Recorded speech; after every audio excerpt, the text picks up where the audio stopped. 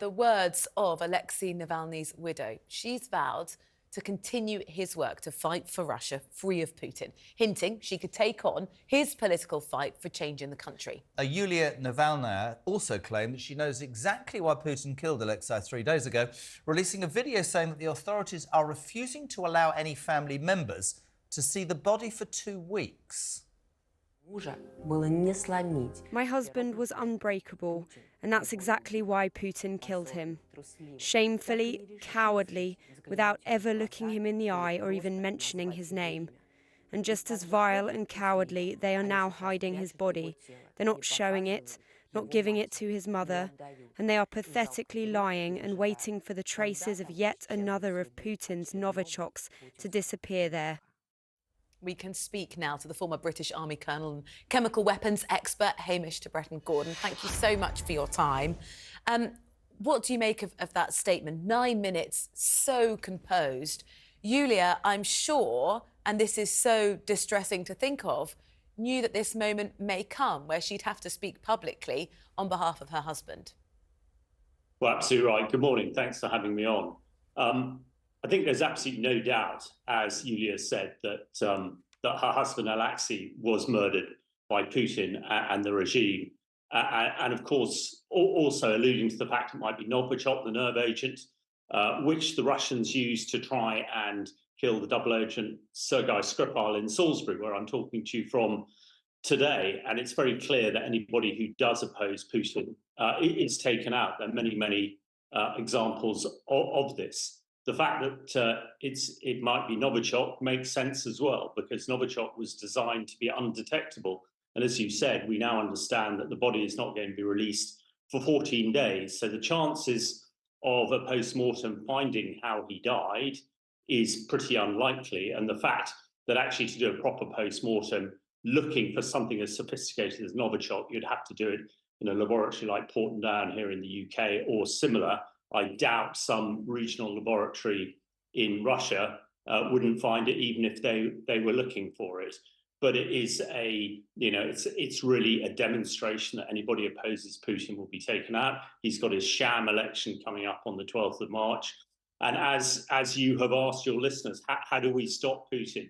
The one thing I say to people going to the polls in this country and in the US later this month, the only way to stop Putin is to vote for people whose main priority is to stop him. And the way to stop him, he is a bully and a tyrant. Hamish, can I jump in? Lovely to have you on. Interestingly, you talk about stopping him. I'd love your take on what Edward Lucas, the international security expert, said to us an hour ago. He said that, it's all well and good for, quite rightly, for Western politicians to pontificate and martyrs to, quite rightly, believing in a free Russia, but they will end up with the same fate that has befallen people before them. He said, Edward Lucas, the way to defeat Putin is for the West to understand and continue to understand that Russia's war with Ukraine is Russia's war with the West. And actually, what the UK and what America and all these other countries should do is absolutely double down on their efforts to support Ukraine, because that is how you would hurt Vladimir Putin, both externally across the world, but also internally in Russia. Would you agree with that?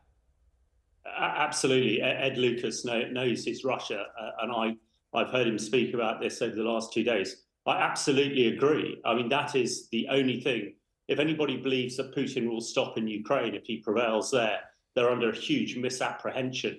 So we must supply Ukraine with everything they need. Denmark yesterday said they'd empty their stores of ammunition. We need to do the same, because if we don't, we will be fighting Russia in Europe sooner than we think. So it's essential. And the fact that Ukraine's had to withdraw from places like Avdiivka because they've run out of ammunition is criminal. What on earth are our politicians doing? What are they holding back for? Now, we know the American thing is all about the election coming up and appeasing Trump and others. But yeah, it is crucial. We give Ukraine everything. They have a chance this spring to put the Russians on the back foot, but they're not going to do it without our missiles, without our ammunition, and without our full support. That is the way to stop Putin.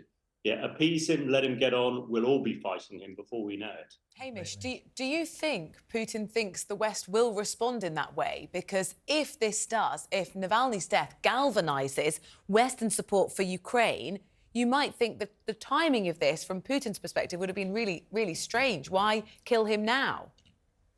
Well, absolutely. I think fundamentally, Putin thinks the West is weak.